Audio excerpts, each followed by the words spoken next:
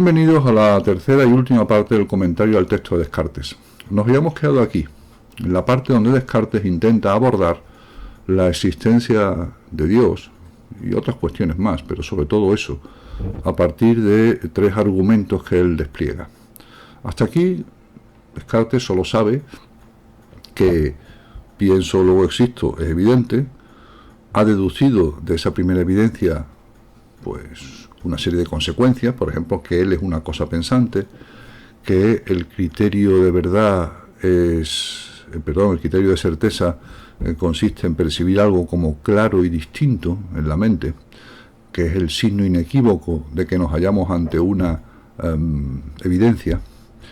Y luego se recordará, porque eso no está en Discurso del Método, está en Meditaciones, se recordará que de los tres tipos de ideas que una mente encuentra en sí misma, las adventicias, las facticias y las innatas, solo las innatas pueden ser evidentes. Cuando Descartes llega a esta parte, se va a ocupar de un tema que realmente ha ocupado a los filósofos casi desde los inicios. Podríamos pensar que encontramos incluso en Parménides, muy lejos en el tiempo, pues un primer intento filosófico de pensar la divinidad. El ser de Parménides es el fundamento ontológico de todo, es decir, la función que la filosofía asigna tradicionalmente a la divinidad. Fuente de toda realidad, por tanto fuente de toda verdad, por tanto fuente de la noción de bondad. El intento de probar la existencia de Dios, casi siempre en los filósofos, está ligado a una necesidad de completamiento del orden racional del mundo. Es decir, una de las primeras constataciones de los filósofos, recuérdese el primer tema dedicado a los presocráticos, era que la realidad no es caos, es cosmos, o sea, orden. Y ese orden necesariamente ha de tener un fundamento último. Ese fundamento último es lo divino. El Dios de los filósofos tiene sobre todo esa función. Lo vemos muy claramente, por ejemplo, en Aristóteles, ¿no? Donde el Dios de Aristóteles es un Dios físico, un Dios que es motor inmóvil, causa primera, acto puro. Es decir, fundamento ontológico de ese orden que el filósofo científico, que era Aristóteles, se dedica a investigar, a conocer y a organizar. En el caso de Descartes es un católico. Descartes ha leído a San Agustín, está muy influenciado además por su filosofía, no solo directamente que lo leyó, sino también por la tradición agustiniana, es decir, esa idea de que la fe y la razón deben ser mutuamente complementarias, o esa idea también de que determinadas ideas racionales nos pueden llevar a demostrar la existencia de Dios. Un antecedente muy claro, por eso lo vimos en su momento, en presentaciones de temas anteriores, es la prueba ontológica de San Anselmo. De hecho, Descartes la rescata la idea de que a partir de la idea de perfección podemos alcanzar una intelección de Dios como ser perfecto y además existente. Recuerdo una vez más que cuando los filósofos se ocupan de la existencia de Dios, dejan de lado la fe. O sea, Dios para un creyente no es lo mismo que Dios para un filósofo. El Dios para un creyente es incondicional, se apoya en su fe, no se cuestiona su naturaleza o su existencia, se cree o no, pero no se intenta una intelección racional de su naturaleza, en principio. El filósofo intenta acceder a algo de esa idea, la idea de Dios, a Dios como existente, utilizando exclusivamente instrumentos racionales. Es lo que va a hacer Descartes, o lo va a intentar hacer. Insisto, dejando aparte o poniendo entre paréntesis su fe confesada. De hecho, él se sentía como un católico en un mundo además donde, recuérdese, La época de Descartes es una época de guerras religiosas, la guerra de los 30 años, muy brutales. Así que cuando él aborde ese problema, lo abordará usando exclusivamente las armas que hasta este momento tiene, es decir, la definición de verdad como evidencia y el método, tal como él lo emplea, que consiste en, a partir de una primera evidencia, pienso luego existo, ir deduciendo consecuencias que sean igualmente evidentes que esa primera evidencia. ¿Qué hace Descartes? Primero, examina su mente, por decirlo así, y afirma que una cosa evidente para él mismo es que él no era perfecto. Esto parece como una idea un tanto peregrina, es decir, pues, ¿y qué? Bueno, pero es que la idea de perfección está en mí. Es decir, si la idea de perfección está en mí, yo no puedo haberla creado, porque entonces sería perfecto. ¿Por qué? Pues porque, lo que vamos a ver en esta primera demostración de la existencia de Dios, el efecto no puede tener más realidad que la causa. La causa es siempre más real que el efecto, lógicamente. Por tanto, si yo fuera perfecto, sería perfecto, pero no puedo ser perfecto y sentirme a mí mismo como imperfecto. No es un juego de palabras, es sencillamente la extrañeza, que no es exclusiva de Descartes, se da en otros filósofos, la extrañeza de encontrar en mí ideas que superan claramente mis capacidades. La idea de perfección es una de ellas, pero no es la única. Podemos decir que es una idea negativa, también. O sea, que la idea de perfección es simplemente la negación simple, y por tanto vacía de contenido, de la verdadera experiencia que tengo, que es la de imperfección. Pero tampoco sería exactamente así, porque la idea de perfección se impone como una idea clara y distinta para Descartes. No es simplemente la negación de mi imperfección, o sea, no es una idea vacía. Ya indico aquí, en este bocadillo, en este recuadrito, que Descartes caerá inevitablemente en lo que se llama en el estudio de la historia de la filosofía, el círculo cartesiano. Esto del círculo cartesiano no lo dice él, se dice de la filosofía de Descartes y consiste en lo siguiente: parto de la evidencia del pienso luego existo, afirmo que ese es el modelo de verdad, deduzco de ese modelo otras ideas claras y distintas, llego a la idea de Dios, afirmo que Dios es una idea clara y distinta y que existe, y a continuación, al final del todo, afirmo que la garantía de que las ideas claras y distintas tienen valor ontológico está en Dios, que a su vez es una idea clara y distinta. Dicho de manera menos embrollada, pienso luego existo, verdad siempre. Esa evidencia, diríamos, es incontestable. Exista Dios o no exista, eso es evidente. Pero, ¿y fuera del yo pienso? ¿Cómo hacer física si no sé si el mundo existe fuera de la mente? Necesito una garantía externa, que a su vez sea también una idea clara y distinta, que asegure pues la verdad como evidencia siempre, de mi conocimiento del mundo exterior a la mente. Y esa es la función de Dios. Dios es el notario que certifica que el mundo existe. Él existe para Descartes, pero su función, más allá de esa existencia, la más importante es garantizar la realidad desde el punto de vista ontológico, metafísico, del mundo, de la physis. Y claro, eso es un razonamiento circular, puesto que la garantía de que las ideas claras y distintas son verdaderas es a su vez una idea clara y distinta, que es la de Dios. En fin, no me enrollo más. Aquí empieza la primera prueba. Tenemos la primera prueba se llama la prueba gnoseológica. Descartes parte, obsérvese aquí el recuadrito, de dos presupuestos: que el efecto no puede tener más realidad que la causa, y en segundo, que de la nada no proviene nada. O sea, que en todo caso habrá siempre una idea que ya vimos en Aristóteles, una primera causa no causada. La idea de perfección me lleva a la necesidad de que haya un ser perfecto que la haya puesto en mí, puesto que solo ese ser perfecto tiene tanta realidad como la idea que está en mí.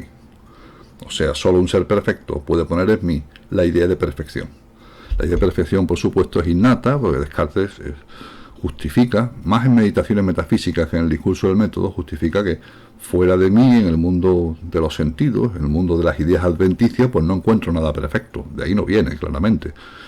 Y en las ideas facticias aún menos, porque yo sé que soy imperfecto. Luego tiene que haber sido puesta en mí por un ser que tenga más realidad que la idea, o sea, más perfecto aún que la idea de perfección. Esa es la primera demostración.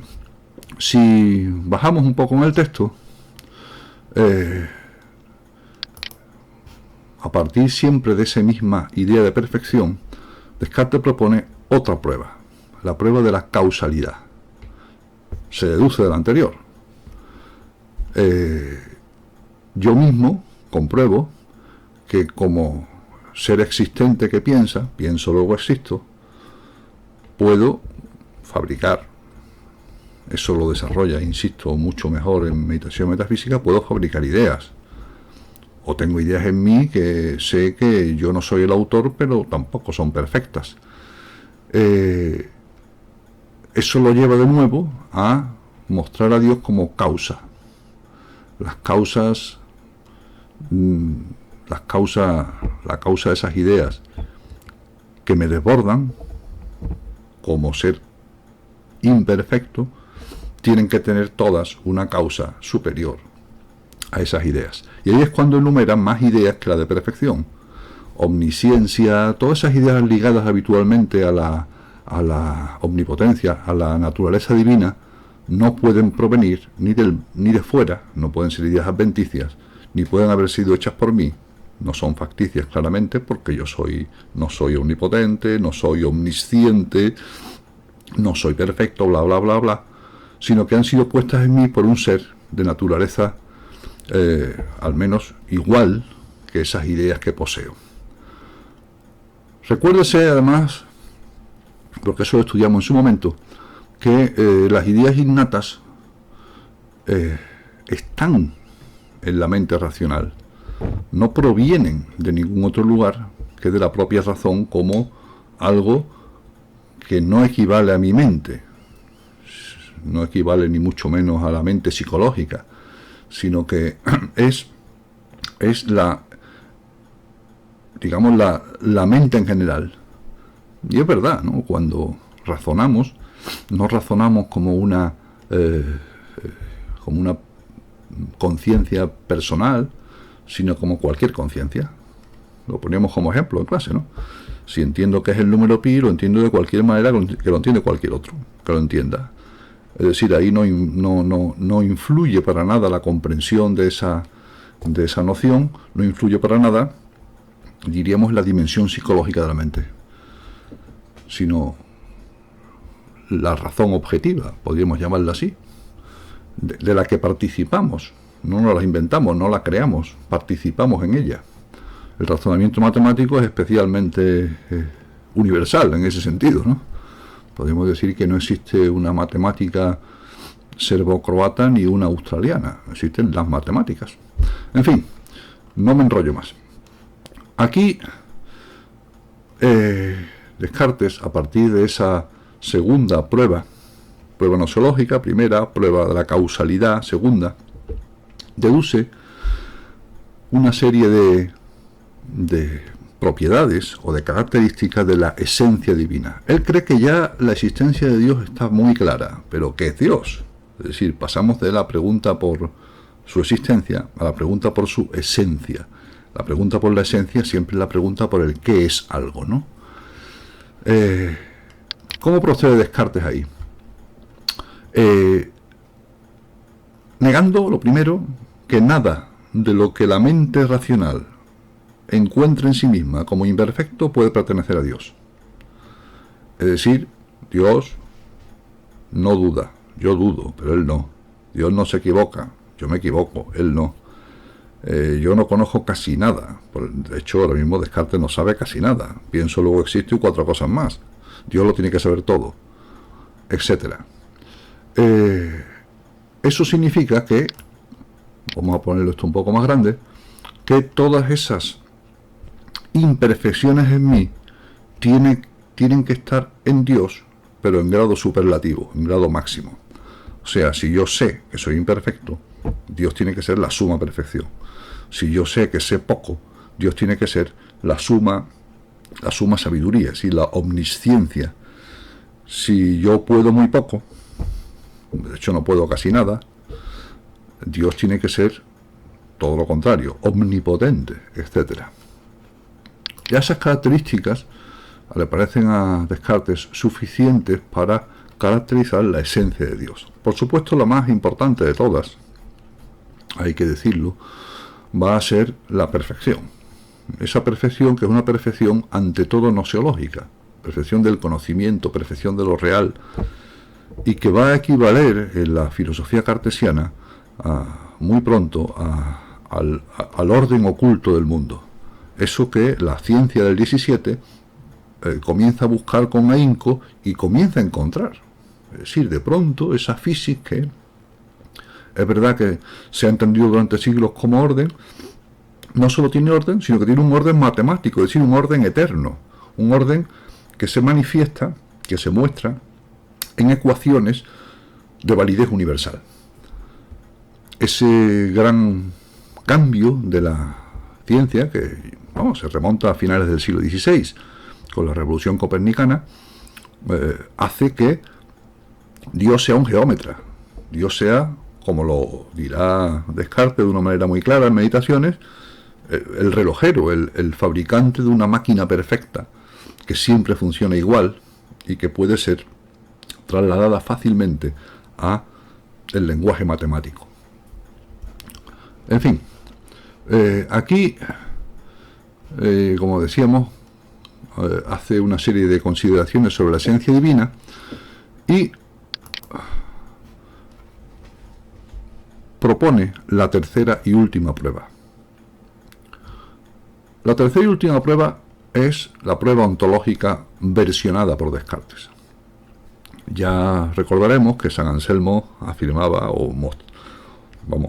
proponía la prueba ontológica del siguiente modo: Dios es aquel ser más allá del cual nada mayor ni más perfecto puede pensarse. Luego esa prueba le parecía a San Anselmo suficiente, puesto que pensemos lo que pensemos como lo más perfecto, Dios aparecerá necesariamente como lo que está por encima, sin decir nunca que es Dios, porque era una prueba racional, no la de un hombre de fe, en este caso cristiana, sino una prueba válida para cualquier ser racional.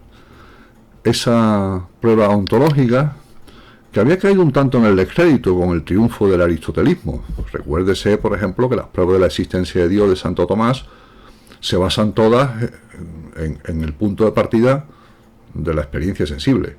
Las 5 vías comienzan con algo que vemos en el mundo de los sentidos y que nos remonta, con un esquema fijo, nos remonta a la necesidad de Dios. Las 5 vías tomistas en realidad están muy alejadas del punto de partida de la prueba ontológica, que es la idea de Dios en mi mente, como algo que debe llevarme a la necesidad de su existencia. Descartes rescata la prueba ontológica. Y aquí, en este recuadrito, más o menos la resumo, ¿no?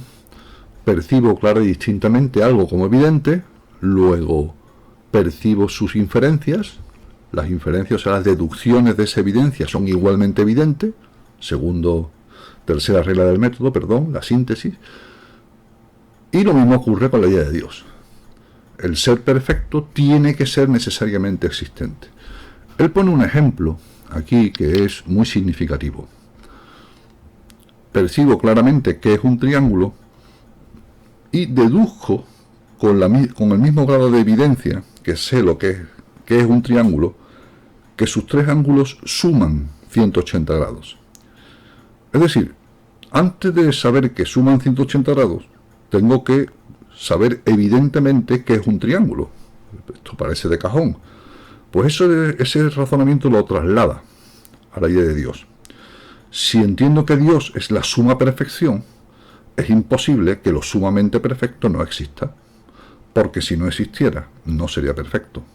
Por tanto, estaríamos otra vez al principio. Si sé que Dios es lo sumamente perfecto, necesariamente eso, sumamente perfecto, tiene que existir.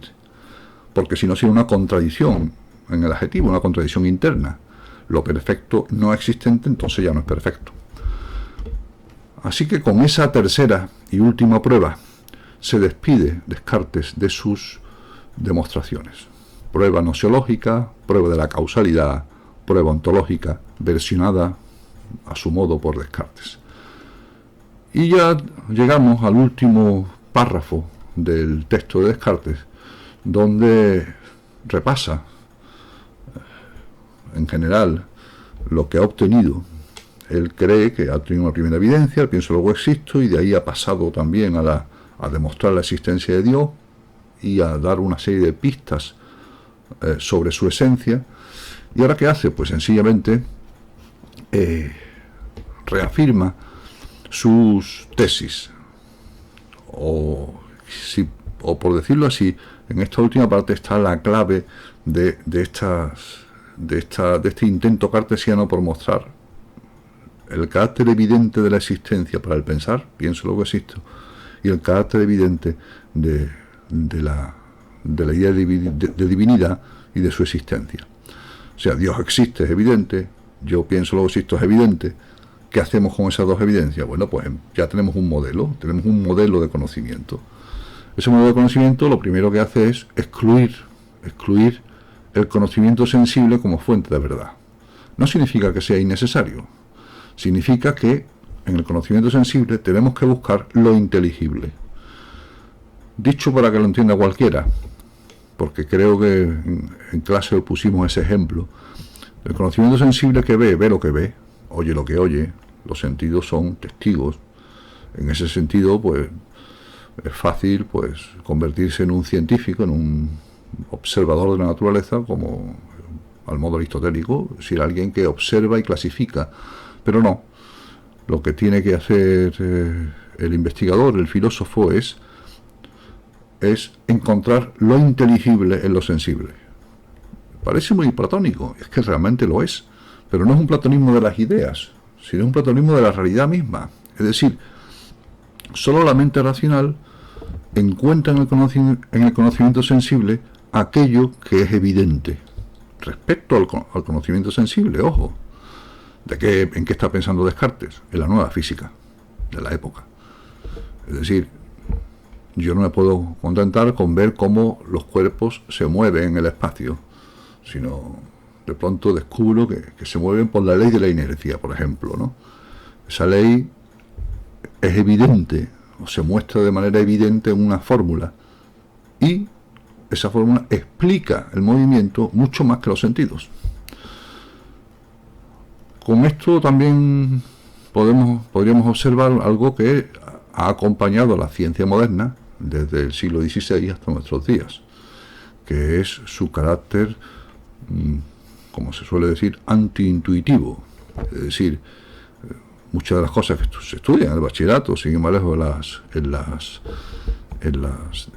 asignaturas de ciencias, no son inmediatamente observables. Realmente las ciencias que tienen su límite en lo observable, así, diríamos a simple vista, entre comillas, pues son pocas y son muy descriptivas, son muy aristotélicas. El resto además implican una enorme teorización del conocimiento y una enorme dependencia de la teoría, y también una enorme dependencia de aquellos procedimientos que indirectamente, más allá de la evidencia de la experiencia sensible, nos sirven para demostrar que una teoría es válida, que una hipótesis es válida o no. En pocas palabras, eso que llamamos experimentación. En fin, no me enrollo más, pero que quede claro que para Descartes la clave del conocimiento sensible está en lo inteligible, en las ideas. El científico ha de encontrar evidencias racionales más allá del testimonio de los sentidos. ¿Por qué? Porque, entre otras cosas, las principales evidencias que ha encontrado hasta ahora no son sensibles. Ni la existencia de Dios es sensible, Dios no es un dato de los sentidos, ni el pienso luego existo es sensible. No capto la evidencia de pienso luego existo a través de ninguno de los 5 sentidos, sino es un acto, una intuición intelectual, como podríamos llamarla, una intelección inmediata, sin mediación de los sentidos, de la verdad de esa proposición.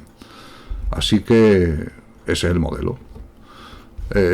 Cuando encontramos en el conocimiento sensible conocimiento, no será por los sentidos, será porque la razón interviene, aquí, en esta frase. Esa razón que interviene, aquí pues, está simplemente sugerido en Meditaciones Metafísicas, es decir, en el texto ese de 1641, él lo especifica, lo explica, con un ejemplo muy célebre, que es el ejemplo de la cera. Él plantea la siguiente escena, ¿no? Hay una vela que yo enciendo, un cirio, y en ese momento ese cirio tiene una forma, tiene un color, un olor, y se consume. Con el paso de las horas se va consumiendo. Al cabo de ese proceso, todas esas primeras percepciones sensibles han cambiado por completo. La cera ya no huele igual, la forma del cirio ya no es la misma, pues ahora mismo es una plasta de cera ahí, todo el color tampoco, se ha ido quemando la cera. Es decir, que mantiene la continuidad sustancial, es decir, la afirmación de que esa vela del principio es la misma vela que al final, no los sentidos. Los sentidos lo que me transmite es una información que me obligaría a decir que son cosas completamente distintas, si nos atenemos solo a esos datos. ¿Qué pone la continuidad sustancial, por decirlo así? ¿Qué pone la idea de que es la misma cosa a pesar de los cambios? La idea de sustancia de Aristóteles. La mente es la razón, no son los sentidos. Por tanto, hallamos inmediatamente en el entendimiento el modo de captar adecuadamente la realidad sensible. Si nos atenemos solo a los sentidos, no hay ciencia.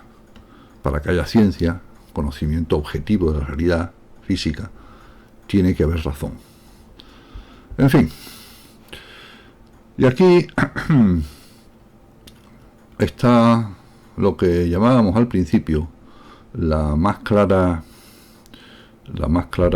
justificación de la necesidad de demostrar la existencia de Dios en la filosofía cartesiana. Lo que llamamos al principio, recuérdese, el Dios notario.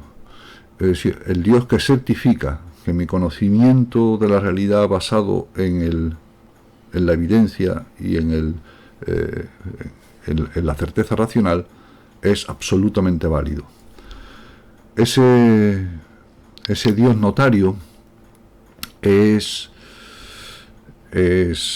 la contrafigura, por decirlo así, el contrario absoluto del genio maligno. Lo que pasa es que como el genio maligno no está en discurso de método, sino que es algo que Descartes introduce en Meditaciones, pues aquí aludir al genio maligno viene un poco mal, es un poco forzado, pero es la refutación última. Es decir, puesto que el mundo es racional, es que el argumento es fantástico, puesto que el mundo es racional, claramente podemos encontrar sus leyes, expresarlas matemáticamente. Este es el gran triunfo de la ciencia de mi época, estará pensando Descartes. Hace falta un Dios racional. Y por tanto ese genio maligno, guasón, gamberrete, más bien chusco, debe desaparecer. Dios no es un engañador, Dios es el que certifica, es el notario. Usted ha comprado esta casa, se la ha vendido yo que estoy aquí fuera, le cobro a usted un dinero por certificar, dar fe pública, notarial, de que esta compra-venta se ha realizado. Dios es el notario de la ciencia. Podemos estar seguros de que cuando buscamos la evidencia fuera del yo racional, esa evidencia está garantizada por la existencia de Dios, como mente también racional, como gran arquitecto, o como lo llama Descartes en Meditaciones Metafísicas, el gran relojero, que ha construido un reloj perfecto. Y recuérdese también que esta concepción de la divinidad como el garante de la evidencia racional por una parte y el garante también del orden racional del mundo físico, pues tiene sus consecuencias. Por ejemplo, decíamos en su momento que la idea cristiana de Dios providente pues no tiene sentido para este Dios puramente racional, puramente físico. Es decir, el relojero no puede de pronto decidir que el reloj atrasa o adelanta. Es un relojero perfecto. El reloj tiene que ser perfecto. Se tiene que regir por leyes eternas. No existen los milagros. Dios no puede hacer milagros. El Dios de Descartes no puede hacer milagros porque eso rompería la perfección de las leyes de la naturaleza, que son su obra. Es como si el relojero deliberadamente de pronto decidiera en algún momento que el reloj pues adelanta o atrasa, rompiendo su perfección, ¿no? Como reloj. Y luego al final pues de todo es la negación aquí de esta parte. Bueno, esta parte final no la vamos a comentar mucho. Es la negación de la idea de que aquello que de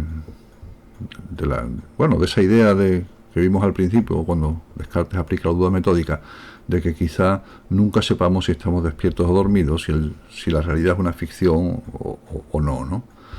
Puesto que como no podemos saber nunca si estamos despiertos o dormidos, eso es verdad, pues podría deducirse que todo es irreal, ¿no?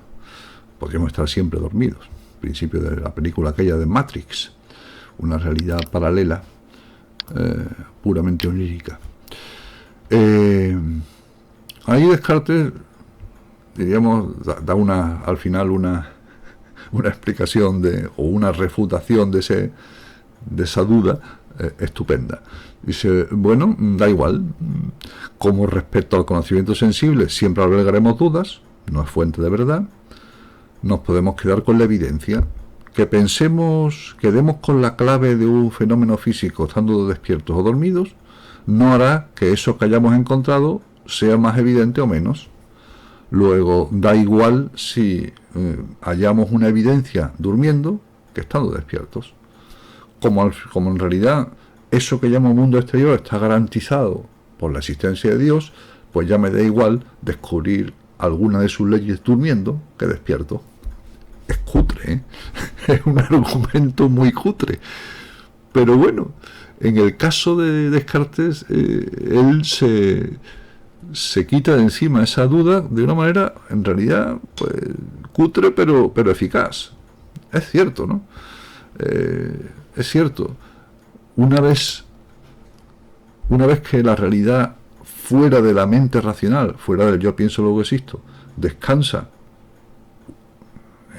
como última instancia en la existencia de Dios, Dios es el que garantiza que hay mundo, pues ahí ya desaparece como menor el problema de cómo descubro yo las leyes de ese mundo, si durmiendo o despierto. Pues bueno, si descubro una ley física de alto nivel durmiendo, pues mira, estupendo. Su certeza no dependerá, por supuesto, de esa circunstancia, ¿no? Él mismo lo dice ahí, ¿no? Cuando estamos despiertos podemos captar algo y durmiendo pues podemos captar lo mismo. Si me despierto y sigue siendo evidente, pues es evidente, aunque lo haya encontrado dormido. En fin, y aquí acaba el comentario. Las ideas, como digo, que hemos ido exponiendo de Descartes, requerirían, nunca he entendido muy bien por qué en selectividad se elige el discurso y no meditaciones, porque meditación es más completo, es un texto más completo de la filosofía de Descartes, más literariamente más brillante. Pues requerirían hablar un poco más de meditaciones, porque, por ejemplo, ahí está, en meditación está muy desarrollada la idea de de la voluntad como fuente del error. Pero eso ya lo vimos en las presentaciones.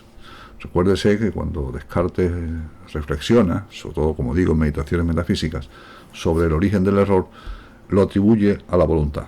La razón, si aplica el método adecuadamente, las 4 reglas, no se equivoca nunca.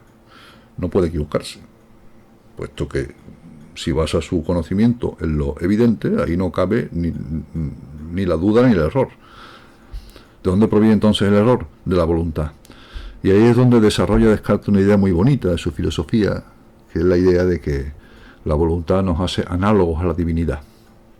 Mientras que como mentes racionales somos muy modestos, muy imperfectos, muy impotentes, o sea, no conocemos todo lo que querríamos conocer, a la voluntad no le pasa, sin embargo, eso. Lo querríamos todo. Es decir, yo sé que soy imperfecto, pero la voluntad querría que fuésemos perfectos. Yo sé que no lo sé todo, la voluntad querría que fuésemos omniscientes. Luego, Descartes dirá en Meditaciones que percibo mi afinidad con la divinidad en la voluntad y no en la razón. O sea, la voluntad lo que nos hace partícipes mucho más partícipes de la naturaleza de Dios que no la razón. En fin, pero no me enrollo más porque esto está fuera ya del comentario. Con esto terminamos el comentario del texto de Descartes de la Pebau. Buenas tardes y buena suerte.